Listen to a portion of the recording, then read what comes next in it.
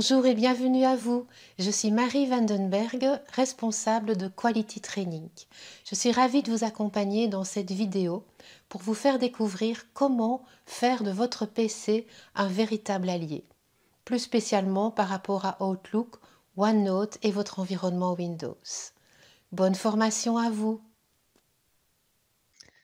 Commençons par Outlook et par toutes les fonctionnalités qui vont vous permettre de gagner du temps, de mieux vous organiser et également de créer votre propre environnement pour plus de zénitude finalement par rapport à la gestion de vos mails. Première fonctionnalité très sympa. Lorsque vous êtes en réunion pendant une demi-journée, par exemple, il n'est pas rare, j'imagine, que vous vous retrouviez ensuite à votre bureau avec une cinquantaine de mails non lus. Grâce à la mise en forme conditionnelle d'Outlook, vous allez pouvoir donner des priorités à vos mails dès l'arrivée de ceux-ci. Du coup, vous allez gagner du temps. Vous n'allez pas devoir lire tous les mails en diagonale. Vous allez tout de suite voir les mails qui sont les plus importants pour vous. Donc là, on a vraiment déjà un assistant personnel qui vous aide par rapport à cela. Alors, pour créer une mise en forme conditionnelle, il vous suffit de cliquer sur View ou Affichage et ensuite View Settings ou Paramètres d'affichage en français.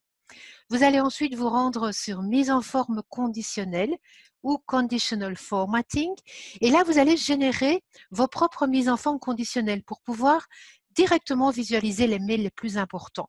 Par exemple, les mails qui viennent d'une certaine personne ou les mails dans lesquels vous avez un mot-clé lié à un projet ou les mails dans lesquels vous êtes la seule personne dans la zone de destinataire. Du coup, vous êtes la seule également à pouvoir le traiter. Donc, il y a plein de possibilités. On va voir un petit exemple ici. On clique simplement sur Add ou Ajouter. Et dans la zone Non, je vais simplement indiquer que c'est un mail qui est lié, par exemple, à un projet pilote sur lequel nous travaillons. Donc, je vais taper simplement pilote pour que je sache en fait de quelle règle il s'agit. Donc, pilote, ce sera le nom de la règle. Ensuite, dans police ou font, je vais simplement générer la couleur que je souhaite appliquer à ces mails, par exemple rouge, gras, taille normale. Et la condition, eh bien là, on a vraiment plein de conditions, de possibilités. Dans mon cas, je vais simplement indiquer que le mot pilote doit être affiché dans le titre ou le corps du mail. Donc, je vais choisir ici simplement sujet et corps du texte. Je pourrais dire les mails qui viennent d'une certaine personne, comme je vous l'ai dit, ou les mails dans lesquels je suis la seule personne dans la zone tout ou A, mais je ne vais pas l'indiquer ici. Vous avez encore plein d'autres possibilités que vous pouvez découvrir par la suite qui vont vraiment vous aider à directement visualiser les mails à traiter plus rapidement.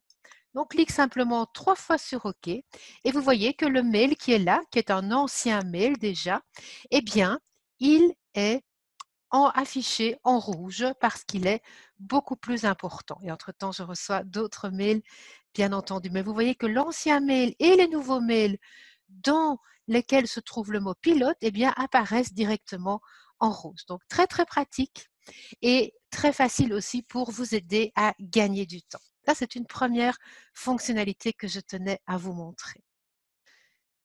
Deuxième fonctionnalité intéressante, il arrive souvent que l'on ait des textes récurrents à taper dans le corps du texte ou des textes de base en tout cas récurrents où on doit simplement changer un mot ou deux.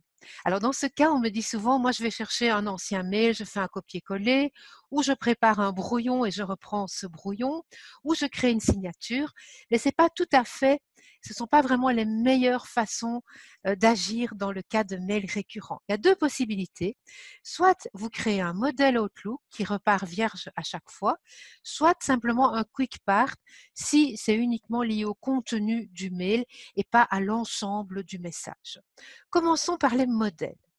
Vous allez créer un modèle en imaginant que le titre est souvent le même. Par exemple, syllabus. Voilà, mon titre est donc le même. Et imaginons également que, par exemple, on est toujours les mêmes personnes en copie de ce mail. Je vais mettre, par exemple, l'adresse de notre support, qui est le helpdesk, donc que nous vous offrons d'ailleurs si vous avez des questions supplémentaires par rapport à cette session. Donc là, on a le la personne en copie ou l'équipe en copie le titre. On peut éventuellement, bien entendu, indiquer le texte ici au milieu, mais ce que je vous conseille, c'est d'enlever la signature quand vous créez un modèle parce que du coup, si vous ne l'enlevez pas, elle va apparaître 2 fois. Donc le système va rajouter automatiquement la signature par défaut. Donc on insère le texte qui est le texte de base. Donc voilà, j'ai inséré un texte de base. La seule chose à changer finalement, c'est la date de la formation. Puisque j'ai préparé mon texte, voici le syllabus de la formation due. Et là, je changerai simplement à chaque fois la date et je modifierai évidemment les destinataires également. Pour transformer ce mail en un modèle que l'on pourra réutiliser, il suffit de cliquer sur File ou Fichier, Save as ou Enregistrer sous et ensuite choisir l'endroit dans lequel on va stocker ce modèle pour le retrouver facilement. Dans mon cas, je vais le stocker sur mon bureau, sur mon desktop, pour y avoir un accès rapide. Alors, vous devez modifier l'extension et choisir Outlook Template au lieu de modèle Outlook et sélectionner le bureau qui est l'endroit où je vais stocker mon modèle. Et ensuite, vous cliquez simplement sur Save ou Enregistrer. Vous fermez ensuite le mail. Vous pouvez l'enregistrer ou pas, bien entendu. Et la prochaine fois que vous aurez besoin d'envoyer ce modèle, eh bien, il vous suffira d'aller sur votre bureau. Alors, un petit raccourci clavier bien pratique pour vous rendre directement sur votre bureau, c'est Windows, donc la touche Windows, avec la touche D de desktop en anglais. Et voilà, vous voyez le modèle qui se trouve ici au milieu de mon écran. Si je veux envoyer un mail qui contient ce texte-là, il suffit que je rouvre le modèle et que je modifie simplement la date de la formation, le destinataire et que je l'envoie. Et donc l'avantage, c'est vraiment, c'est très rapide, vous évitez les erreurs parce que parfois si on reprend un ancien mail, on risque d'oublier une information. Et vous avez également la possibilité uniquement de modifier l'information qui est variable. Ça, c'est une première petite astuce qui est intéressante, ce sont les modèles Outlook. Si par contre, vous devez envoyer un mail, mais simplement avec un texte ou une partie de texte qui est commune à ce mail-là et aux autres, là, je vous conseille plutôt d'utiliser les quick parts, qui sont en fait des textes automatiques. Je vais vous montrer un exemple dans ce mail-ci. Je vais simplement d'abord enlever le contenu. Regardez si je tape par exemple V, suivi de la touche F3, il indique merci à vous, excellente journée. Ça, c'est une phrase que je tape des dizaines de fois chaque jour. Donc, simplement en tapant V et suivi de la touche F3, Outlook travaille à ma place. Et donc, vous pourriez très, très bien faire cela pour des textes qui ont 25, 30 lignes, voire plus. Vous allez gagner de précieuses secondes, voire minutes, en insérant en fait les textes automatiques. Je vais vous montrer comment faire cela. Vous devez d'abord avoir évidemment le texte que vous souhaitez stocker et automatiser. Voilà, j'ai ici un texte qui répond aux personnes qui s'inscrivent, dans notre cas, à des webinaires qui sont déjà complets. Donc là, nous les informons que le webinaire est complet. Je souhaite automatiser ce texte. Il suffit pour cela de le sélectionner, de cliquer sur Insert ou Insertion et de vous rendre ensuite sur Quick Part, en français et en anglais c'est la même chose, et de choisir Save Selection to Quick Part Gallery ou en français enregistrer la sélection dans la galerie Quick Part. Et dans la zone nom, vous allez indiquer un mot, une lettre, un symbole dont vous vous souviendrez et qui fera en sorte que Outlook se souviendra également de ce texte et le tapera à votre place. Par exemple, je vais taper www pour webinar. Je clique sur OK. Et donc, la prochaine fois que je devrais répondre à une personne qui s'est inscrite à un webinaire qui est complet, il me suffira de taper www suivi de la touche F3 comme ceci. www, j'appuie sur la touche F3 et le texte complet s'insère dans mon mail. Donc déjà, avec ce que l'on a vu jusqu'à présent, la mise en forme conditionnelle, les modèles et les quick parts, vous allez gagner énormément de temps dans la gestion de vos mails. Mais nous allons encore plus loin dans l'automatisation de certaines actions qui vous font perdre du temps également. Voyons maintenant comment faire travailler Outlook à notre place. simplement en créant des règles qui feront en sorte qu'Outlook prendra des actions en fonction de certaines conditions. Je parle ici tout d'abord des règles internes, mais il y a également d'autres possibilités.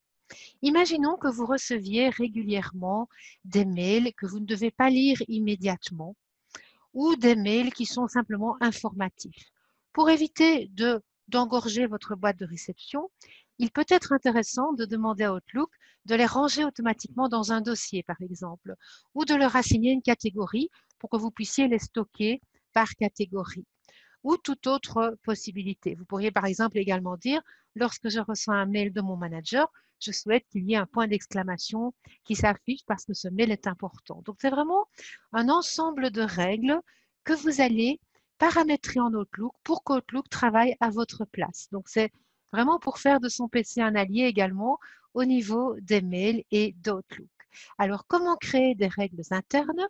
Vous allez cliquer sur l'onglet Home ou Accueil et vous allez cliquer sur Règles ou Rules en anglais, pardon, et vous choisissez Manage Rules and Alerts ou Gérer les règles et les alertes. À partir de ce moment-là, vous avez une petite fenêtre qui s'affiche avec les règles et les alertes. Et nous allons créer notre première règle en cliquant simplement sur New Rule ou Nouvelle règle. Par défaut, Outlook vous propose un tas de règles qui sont les règles les plus courantes, comme par exemple celle qui se trouve tout en haut, déplacer les messages d'une personne vers un dossier. Move messages from someone to a folder. Donc vous avez un tas de règles ici, mais nous allons partir d'une règle vierge et nous allons l'appliquer au message que nous recevons. Donc je choisis cette option. Cliquons ensuite sur Next. Là, vous voyez un tas de possibilités pour les critères. Je pourrais par exemple dire les mails qui viennent d'une certaine personne. Je souhaite à ce moment-là que Outlook prenne action sur ces mails-là. Ou les mails qui contiennent un certain mot-clé, par exemple un projet particulier. Et vous avez plein d'autres options. Je vais partir du mot-clé. Je vais cliquer ensuite sur le lien Specific Words pour pouvoir le définir justement. Et par exemple, je souhaite que tous les mails dans lesquels se trouve le mot Trello que j'ajoute, eh bien, qu'il y ait une action par rapport à ces mails-là. Donc, j'ai déjà défini une partie de ma règle. Je clique ensuite sur Suivant et là, il me reste à définir l'action à prendre. Par exemple, quand un mail contient le mot Trello, je souhaite que Outlook assigne immédiatement une catégorie pour que je puisse ensuite les grouper par la catégorie, puisque Trello est en plus une application, un logiciel de gestion de projet. Je clique ensuite sur Catégorie et je dis OK. Quand le mail contient le mot Trello, c'est lié à la catégorie Training et donc je souhaite que la couleur jaune de Training soit affichée automatiquement. Si on clique sur Suivant, on peut mettre des exceptions, par exemple, excepté si le mail vient d'une personne spécifique ou excepté si le mail est envoyé uniquement à moi, etc. Vous voyez, on a plein de règles. Ici, je ne vais pas en mettre. On clique sur Suivant et là, on a une option très intéressante, c'est celle-ci. En français, c'est appliquer la règle aux messages qui sont déjà dans la boîte de réception. Ça veut dire que vous avez une boîte de réception avec 1000 mails en attente que vous n'avez pas encore stockés, rangés. Si vous activez cette option, eh bien, tous les mails dans lesquels se trouvera le mot Trello seront automatiquement liés à la catégorie Trello ou dans un autre cas pourraient être automatiquement enregistrés dans un dossier. Donc très pratique, là on est en train vraiment d'utiliser Outlook comme un réel assistant personnel qui va agir à notre place. Ensuite, on clique sur Finish ou Terminer et on voit notre première règle qui est là. Donc, il y a des entreprises qui travaillent comme ça avec des dizaines de règles différentes et finalement, ils sont tranquilles. C'est également une possibilité d'enlever du stress puisque vous savez qu'Outlook va travailler pour vous. Vous pouvez éventuellement décocher la règle sans l'annuler. À ce moment-là, elle reste là, mais elle n'est plus active, ou la recocher, ou évidemment l'annuler si vous n'en avez plus besoin en cliquant sur Yes et puis OK. Donc là, on a déjà une bonne belle possibilité de gagner du temps. Mais ce n'est pas tout. Je vais vous montrer encore autre chose qui est très très pratique aussi. Je parle des Quick Steps que vous voyez en haut de l'écran. À quoi servent les Quick Steps? Je vous donne un exemple concret. Si vous travaillez avec des dossiers et des sous-dossiers, il peut vous arriver d'avoir une arborescence en Outlook très longue et du coup, si vous glissez un mail dans un dossier ou un sous-dossier, déjà ça vous prend du temps, mais vous pouvez aussi vous tromper de sous-dossier en glissant mal le mail. Les Quick Steps vont vous permettre, en cliquant simplement sur un icône, de faire en sorte qu'Outlook glisse le mail dans le bon dossier directement. Ça, c'est un exemple de Quick Steps. Il y en a énormément d'autres fonctionnalités, mais on va prendre un exemple concret puisque le temps est limité ici. Si je veux créer un nouveau Quick Steps ou une nouvelle action rapide en français, je dois simplement cliquer sur la petite flèche en bas à droite du groupe et choisir Nouveau Quick Steps. Et je vois ici, vous voyez ici qu'on a déjà des actions rapides ou Quick Steps qui sont proposées. Donc, je peux choisir, dans ce cas-ci, je vous ai parlé d'un déplacement vers un dossier, je peux choisir donc Move to Folder. Et je vais souhaiter que, quand je clique sur ce petit icône qui va s'afficher là, eh bien, Outlook range mon mail directement dans un dossier, par exemple, Travel. Et ensuite, il vous suffit de choisir le dossier en question en cliquant sur la petite flèche ici à droite. Voilà, j'ai choisi donc le dossier Travail. Et ici, vous avez le fait que ce dossier donc est coché. Et également, vous pouvez demander à Outlook de le marquer comme lu, le mail que vous allez donc transférer vers ce dossier. On clique sur Terminer. Et voilà la prochaine fois donc que je devrais créer un mail ou recevoir un mail qui doit être rangé dans ce sous-dossier qui est très très bas, il me suffira de le sélectionner et d'activer le petit icône Travel.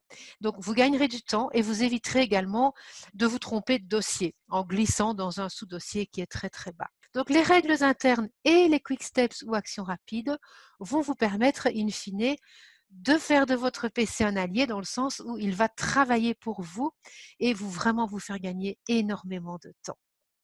Continuons maintenant dans les astuces en parlant de la personnalisation d'Outlook pour que les informations qui vous intéressent apparaissent directement dans la page d'accueil dès l'arrivée du mail. Par exemple, imaginons que vous soyez en copie d'un mail. Quand vous êtes en copie d'un mail, en principe, vous ne devez pas prendre action. C'est juste informatif.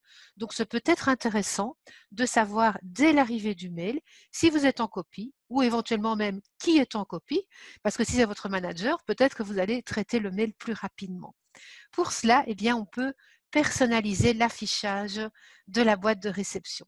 Comment faire cela? Eh bien, vous effectuez un clic droit sur la barre des titres et vous activez l'option Field Chooser ou sélecteur de champs en français. À ce moment-là, vont apparaître absolument tous les champs qui sont disponibles en Outlook, que ce soit les champs liés au mail, aux tâches, au calendrier, etc. Vous voyez, quand on clique sur la petite flèche, on a tous les champs qui sont accessibles. Mais dans notre cas, nous allons décider d'afficher le champ CC dans la page d'accueil. Pour cela, il suffit de cliquer sur CC et de glisser le champ dans la barre des titres. Et comme cela, vous verrez immédiatement si vous êtes en copie d'un mail ou si vous êtes la personne principale. Et vous verrez également qui est en copie du mail. Ça va vous permettre de donner des priorités éventuellement à vos mails. Si vous n'avez plus besoin de ce champ, vous allez simplement le sélectionner, le glisser au milieu de l'écran et le lâcher là où vous le souhaitez, n'importe où sur l'écran. Je voudrais également vous montrer quelques options qui sont souvent méconnues et sous-utilisées et qui sont très intéressantes également pour votre organisation et de nouveau pour votre gain de temps. Nous sommes ici dans un nouveau mail que nous allons envoyer. Si vous cliquez sur Options, vous avez la possibilité, par exemple, d'utiliser ce qu'on appelle des boutons de vote. Alors, dans quel cas est-ce utile? Imaginons que vous souhaitiez proposer plusieurs dates de réunion à vos collègues. Dans le calendrier Outlook, vous pouvez simplement en choisir une. Vous pouvez évidemment utiliser Doodle, mais alors vous quittez Outlook. Grâce au bouton de vote, vous allez pouvoir proposer plusieurs possibilités à vos collègues. L'idée, c'est simplement le fait que vous n'allez pas être obligé de lire toutes les réponses parce que quand les personnes vont cliquer sur le bouton, vous recevrez la réponse et la consolidation de toutes les réponses sur un même écran. Donc ça, c'est déjà très pratique. Et vos collègues, eux, ne devront pas répondre un mail complet. Ils cliqueront juste sur le bouton de vote pour vous donner leur choix. Donc je clique sur bouton de vote et vous voyez que Microsoft nous propose déjà quelques possibilités, mais nous allons personnaliser les réponses en choisissant Custom ou Personnalisé. Vous voyez l'option Use Voting Buttons qui se trouve ici et je vais simplement insérer quelques dates séparées par un point-virgule. Voilà, 3 dates, le 12 octobre, le 14 octobre et le 16 octobre. Si je ferme cette fenêtre, que voit-on d'abord? On voit qu'on a ajouté des boutons de vote et je vois ici les boutons de vote qui sont cochés. Donc, ce sont ces boutons de vote-là que vos collègues recevront. Comment est-ce que ça va se passer de manière pratico-pratique? Vos collègues vont recevoir un mail avec 3 boutons de vote en haut de l'écran. Ça dit, je vous conseille d'indiquer dans le contenu du mail qu'ils doivent utiliser le bouton de vote parce que s'ils ne le voient pas, eh bien alors l'effet est tout à fait raté. Donc, ce que je mets moi dans mon mail, c'est Please use voting buttons. Ils auront les 3 boutons de vote les uns en dessous des autres. Ils cliqueront sur la date qu'ils choisissent et vous, de votre côté, vous allez recevoir la consolidation de tous les boutons. Donc, vous n'allez pas devoir lire, je vais dire 50 mails si vous envoyez 50 messages avec des propositions de date. Il vous suffira de retourner dans le mail que vous avez envoyé et vous verrez à côté de ce petit icône-ci un icône supplémentaire qui s'affichera et dans lequel il sera écrit tracking ou suivi en français. Lorsque vous cliquerez sur ce mail, vous allez avoir la liste de tous les collègues, de leurs réponses également, et la liste également de ceux qui n'ont pas répondu. Donc, c'est super pratique pour gagner du temps et pour aussi éviter de devoir lire 50 mails alors que tout sera consolidé dans un seul mail. Donc, vous gagnez du temps et vos collègues également gagnent du temps. Passons à d'autres options qui sont intéressantes. Par exemple, celle-ci, Direct Replies to. Ça veut dire que si vous cliquez sur cette icône, si vous partez 3 semaines en vacances, par exemple, et que vous envoyez beaucoup de mails aujourd'hui à des clients, vous n'allez pas traiter leurs réponses. Donc, vous pouvez directement faire en sorte que les réponses de certains mails, les réponses à certains mails, pardon, soient envoyées directement à votre collègue pour qu'il puisse traiter les messages pendant votre absence. Donc, c'est cette option Have Replies Sent To, ou en français, envoyer les réponses à, qui vont vous permettre soit de vous enlever complètement de la réponse et d'insérer un collègue, soit de garder votre nom et d'ajouter en plus un collègue. Donc, je vais ajouter un collègue en enlevant mon nom, simplement en cliquant sur Select Names et en choisissant mon collègue Raphaël Nadal qui est ici et je clique sur OK. Et donc, je sais, je peux partir en vacances tranquille. Mon collègue traitera la réponse à ce mail spécifique. Autre option pratique, Do not deliver before, ne pas envoyer avant. C'est pratique parce que, par exemple, pour donner un exemple, certaines entreprises, pour le bien-être de leurs collaborateurs, n'autorisent pas que les mails soient envoyés entre 19 heures le soir et 7 heures le matin. Or, certains travaillent peut-être tout de même entre 19 heures et 7 heures, donc ils peuvent préparer leur mail, envoyer leur mail, mais demander à Outlook de l'envoyer effectivement, par exemple, le lendemain à 8h30. Du coup, le mail se stocke dans la boîte d'envoi. Ça veut dire que Outlook doit être ouvert pour que les mails stockés partent, mais au moins vous pouvez préparer vos mails à l'avance, les envoyer et Outlook gère la date finalement de livraison. Dernière petite option, expire après. Très pratique également. Si vous envoyez un mail à un collègue et que vous avez besoin de la réponse de ce collègue pour une date bien précise et une heure bien précise, cela ne sert plus à rien qu'il vous réponde quand la date et l'heure sont passées. Donc vous pouvez dire expire après et puis simplement choisir une date et une heure et vous envoyez le mail au collègue. Que se passe-t-il concrètement à la date et à l'heure définie? Eh bien, le mail va se barrer dans la boîte de réception du collègue. Donc, du coup, il gagnera du temps, il ne répondra pas pour rien. Et vous, vous avez défini la règle par rapport à cela. Donc, il verra le mail, mais il saura que il ne doit plus répondre, c'est trop tard. Donc ce sont des petites options qui, je trouve, sont vraiment pratiques, peuvent vraiment vous aider à structurer l'envoi de vos mails et qui sont faciles et intuitives également. Passons à un autre outil de la suite Office qui va vraiment vous faciliter la vie également et qui a un accès direct avec Outlook. Je parle de OneNote. Alors OneNote, quels sont les avantages de OneNote? Eh bien, vous allez pouvoir rassembler toutes vos notes, qu'il s'agisse des notes pour des réunions, des formations ou toute autre activité, un call par exemple. OneNote va vous aider vraiment à préparer vos réunions en amont, également à prendre des notes pendant la réunion et à gérer vos actions à prendre après la réunion. Donc, dans cette vidéo, nous allons nous concentrer sur OneNote, Outlook et Windows, comme je vous l'avais dit. Mais dans d'autres vidéos, vous allez découvrir plutôt Teams, les outils collaboratifs. Donc ici, on va vraiment se concentrer sur le lien entre Outlook et OneNote pour commencer. Donc, pour pouvoir prendre des notes de manière efficace, vous allez d'abord vous créer un bloc-notes. Donc, on peut vraiment se baser sur le fait qu'un bloc-notes, c'est comme un ancien classeur qu'on utilisait avant. Donc, pour créer un bloc-notes, vous cliquez sur Fichier nouveau ou File New et vous donnez un nom à votre bloc-notes dans la zone de nom qui est prévue à cet effet. Je vais appeler ce bloc-notes Digital Learning par exemple. Vous pourriez l'enregistrer sur le PC ou sur un autre emplacement, par exemple sur SharePoint ou OneDrive. Ici, je vais l'enregistrer sur le PC et créer un bloc-notes. Voilà, mon nouveau bloc-notes apparaît dans la partie gauche de l'écran. Chaque bloc-notes est composé de sections. Donc, vous voyez par défaut la section numéro 1 qui est affichée ici. Si vous voulez la renommer, c'est tout à fait possible grâce à un clic droit. Et là, vous pouvez lui donner un autre nom. Si vous cliquez sur le plus, vous vous créez de nouvelles sections. Et dans chaque section, c'est comme si on avait un classeur avec des intercalaires. Dans chaque section, on a des pages que l'on voit ici à droite.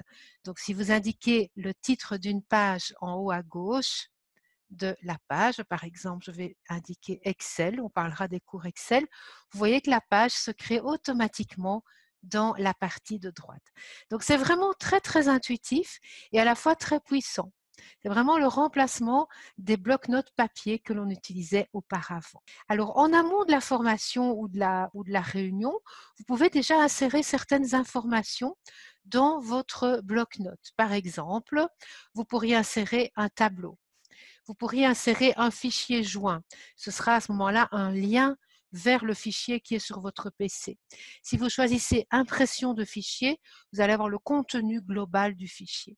Je vais choisir fichier joint et je vais insérer ce fichier qui est un fichier Word. Je peux choisir de le joindre comme un fichier, donc un lien, ou insérer le contenu. Je vais prendre le lien.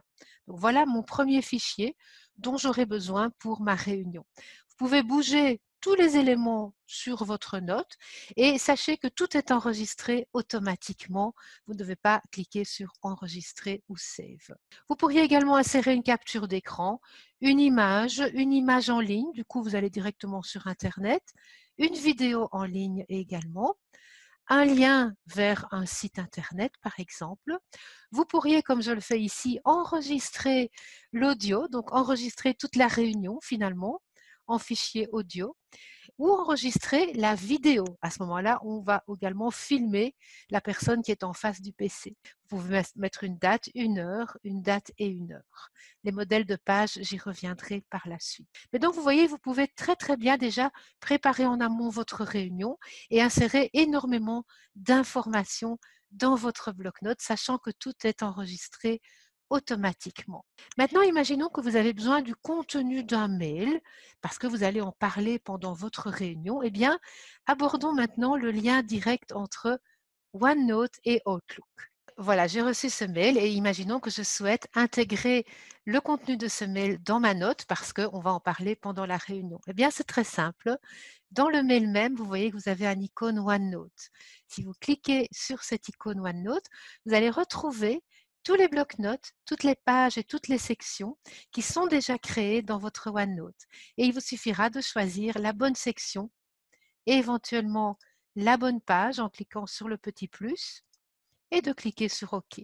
Et le contenu du mail s'intégrera automatiquement dans votre note. Donc, vous voyez qu'en amont de vos réunions, OneNote est déjà un élément très intéressant qui va vous faciliter la vie en consolidant toutes les informations. Pendant la réunion, bien évidemment, vous pouvez prendre vos notes dans les différentes sections et sur les différentes pages. Et vous pouvez également insérer les actions à prendre après la réunion. Une autre vidéo parle des tâches plus en profondeur, mais je vais quand même vous rappeler ici comment créer une tâche en OneNote. Vous allez dans l'onglet Accueil ou Home et vous avez ici Tâches Outlook. Et voyez, vous retrouvez exactement les mêmes petits drapeaux que l'on voit dans Outlook. Et vous pouvez dire, OK, je dois effectuer cette tâche, par exemple, aujourd'hui ou demain, et indiquer la tâche à effectuer. Par exemple, préparer le rapport. Comme on voyait, comme on verra peut-être dans l'autre vidéo, le fait d'insérer une tâche en OneNote fait en sorte que la tâche est automatiquement également ajoutée dans vos tâches Outlook. Donc, c'est super pratique. Et si vous la marquez comme terminée en OneNote, elle est également marquée comme terminée en Outlook. Donc, ça, c'est vraiment top pour vraiment faire de votre PC un allié, ce qui est l'objectif de cette vidéo, en automatisant un maximum d'informations, en créant votre propre environnement, qu'il s'agisse de Outlook ou de OneNote, et vraiment en vous facilitant la vie au niveau de votre travail quotidien. Si vous avez un branding d'entreprise, il peut être intéressant de créer votre propre modèle de page pour pouvoir ensuite partager les notes avec vos collègues, par exemple. Alors, comment créer un modèle de page? Vous cliquez simplement sur le petit plus qui est ici pour créer une nouvelle page. Vous pouvez éventuellement insérer votre logo. Je vais le faire ici en allant sur Insertion, Images. Voilà, et je choisis donc le logo que je souhaite insérer donc dans mon modèle de page. On peut évidemment réduire la photo. Vous pourriez déjà indiquer un titre par exemple ou insérer d'autres éléments.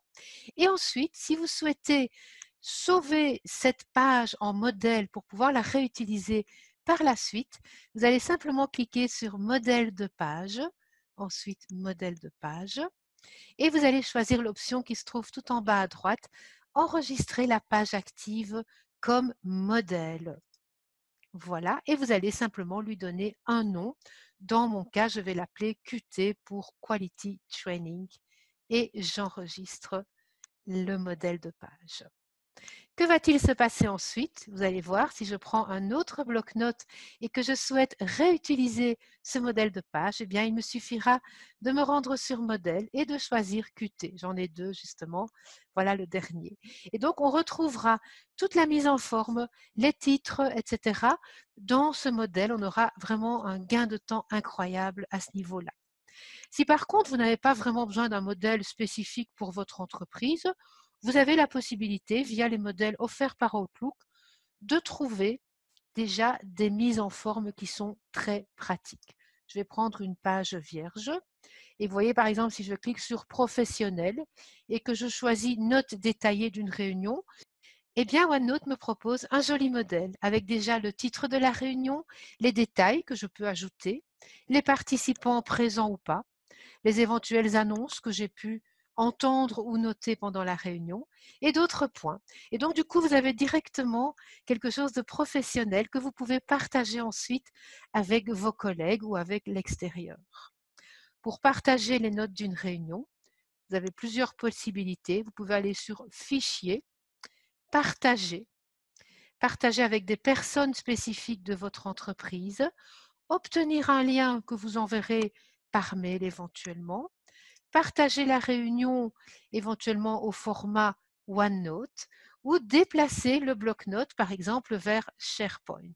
Donc vraiment, je vous conseille d'utiliser OneNote dès que vous devez prendre des notes, que ce soit en réunion, en formation, en call, parce que du coup, vous avez la possibilité directement de le partager, ce bloc-notes, et ça vous évite de recommencer à retaper les notes d'une réunion pour les envoyer à vos collaborateurs. Également, OneNote gère vos tâches.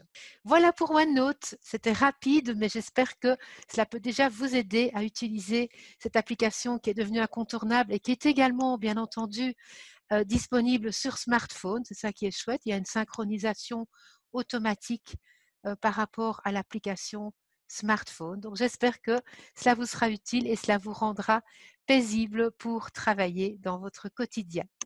Passons maintenant à votre PC ou plus précisément à Windows qui est in fine la source ou en tout cas le porteur de toutes vos applications. Eh bien là aussi, vous allez pouvoir vous créer votre propre environnement pour avoir par exemple des accès plus rapides à certaines applications que vous utilisez plus que d'autres. Nous sommes ici sur mon bureau ou desktop. Si je clique en bas à gauche sur Démarrage, je vois immédiatement toutes les applications qui sont installées sur mon PC, mais ce qui m'intéresse pour l'instant pour nous faciliter la vie, ce sont les tuiles que l'on voit dans la partie de droite. Vous avez la possibilité de vous créer votre propre petit monde de tuiles pour pouvoir très très facilement accéder à une application ou à une autre. Par exemple, dans ce cas-ci, vous voyez que j'ai Office, Adobe, etc. Mais je peux très très bien rajouter des applications qui sont utiles pour moi. Donc je vais descendre dans la partie de gauche dans les différentes applications et en imaginant que Firefox est intéressant et que je l'utilise souvent, je vais pouvoir le prendre et simplement le glisser dans les tuiles. Donc vous voyez là, j'ai mon petit monde finalement qui est personnalisé. Et du coup, quand j'aurai besoin de Firefox, il me suffira de cliquer dessus. Je pourrais également le mettre en bas, mais en bas, on n'a pas autant de possibilités d'icônes que dans cette palette de tuiles. Par contre, évidemment, Windows insère parfois des tuiles par défaut, comme ici la dame de pique. Si vous n'en avez pas besoin, il vous suffit de faire un clic droit et de dire détacher. Et comme ça, vous allez vous construire votre petit environnement. Vous pouvez également déplacer les tuiles. Par exemple, si Adobe est important pour vous, vous souhaitez le voir plutôt en haut, Firefox juste à côté, etc. Chrome également. Vous voyez, vous pouvez vous créer tout ce petit monde et avoir du coup un accès rapide à tout ce dont vous avez besoin, plutôt que d'aller chaque fois cliquer sur la recherche, dans la recherche et retrouver l'application. Si vous effectuez un clic droit sur une tuile, par exemple sur Adobe, vous allez pouvoir, donc, comme je vous disais, la détacher, mais également redimensionner, créer plutôt une petite vignette et simplement insérer en grande vignette les applications les plus importantes. Et vous pouvez également désinstaller une application à partir de là. Donc ça, c'est une première chose qui est pratique, c'est de pouvoir accéder rapidement aux applications dont vous avez le plus besoin. Alors, ce qui pourrait être très sympa également, si vous travaillez avec des dossiers régulièrement, les mêmes dossiers, au lieu d'aller les rechercher à chaque fois dans l'explorateur Windows, vous pouvez également insérer ce dossier comme une tuile que vous trouverez au démarrage de Windows ou en tout cas quand vous cliquerez sur le menu Démarrer. C'est très simple. Pour cela, vous faites un clic droit sur le dossier en question, donc dans l'explorateur, et vous allez choisir Épingler à l'écran de démarrage. Voilà. Du coup, si je clique sur mon petit icône, je vois le dossier Excel qui s'affiche directement. Donc moi, ce que je vous conseille, c'est de placer là toutes les tuiles liées soit au dossier, aux fichiers et aux applications que vous utilisez le plus. Vous gagnerez énormément de temps quand vous aurez besoin de travailler avec ces applications ou ces dossiers ou fichiers. Et pour terminer, quelques petits raccourcis bien pratiques.